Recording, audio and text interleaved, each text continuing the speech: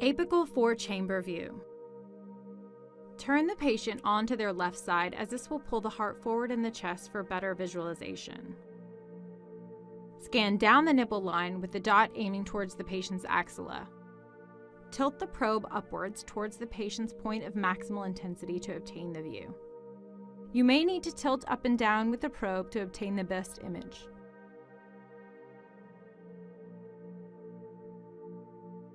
The view will be projected upside down and backwards on the ultrasound screen. Note the chambers are labeled for each structure. The parasternal long axis view.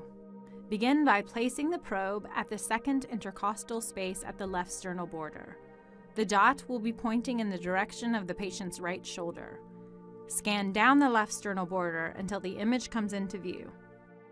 You may need to tilt or rock your probe to obtain the best image.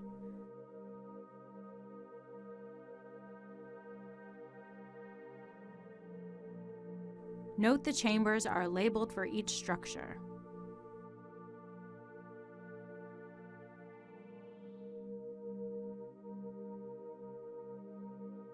Parasternal short axis view. Moving from the long axis positioning, you will now rotate your probe clockwise until the dot is directed towards the patient's left shoulder.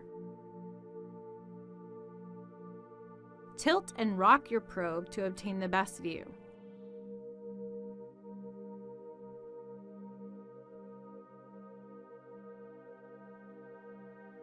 Note we are visualizing the papillary muscle view of the left ventricle. The chambers are also labeled for each structure.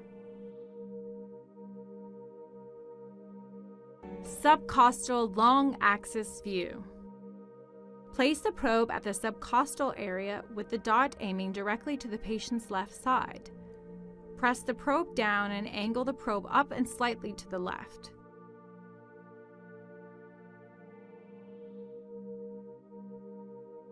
You will note the liver at the top of the screen with the 4-chamber view below. The chambers are labeled for each structure. The inferior vena cava. To obtain the IVC view, begin with the subcostal view and narrow in on the right atrium.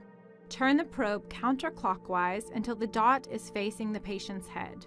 Slightly tilt the probe to the patient's right to bring the IVC into view.